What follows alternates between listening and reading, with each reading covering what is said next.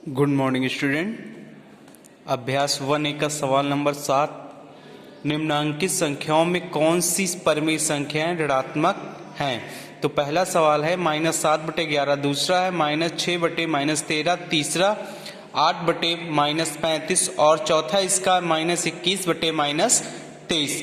तो इन दो संख्या, इतनी संख्या जो चार आपकी क्वेश्चन दिए उसमें कैसे आप, तो एक आपका -7 है, दूसरा आपका प्लस, तो प्लस माइनस का माइनस होगा, यानी कि ये आपका -7/11 होगा।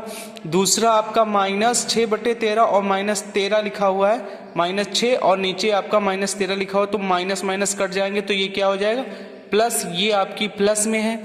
इसी तरीके से एक प्लस एक माइनस, तो प्लस माइनस का माइनस, और ये दोनों माइनस माइनस कट जाएंगे तो प्लस में हो जाए, यानी कि दो संख्याएं आपकी माइनस में है, -7/11 और घ नंबर का है 8/-35 ऋणात्मक, यही आपका आंसर होगा। इसी तरीके से अगर आपका धनात्मक पूछता है तो आप धनात्मक आंसर देंगे, तो धनात्मक क्या, दोनों माइनस माइनस कट गए तो क्या हो गया 21/23, तो धनात्मक है।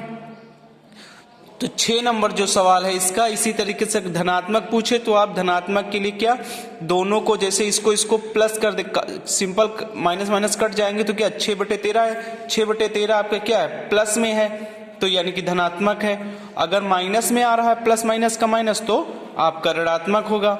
तो इसी तरीके से 8 नंबर सवाल है, निम्नलिखित परिमेय संख्याओं को सरलतम रूप में लिखिए। -9/21 लिखा हुआ है और दूसरा इसकी का दे रहे हैं -18/27, तो 9/21 दिया हुआ है तो इसको हम -9/21 लिखिए। उसके बाद 3 से सिंपल करेंगे, क्योंकि अगर हम नीचे 3 से काटेंगे तो ऊपर भी 3 से ही काटना होगा।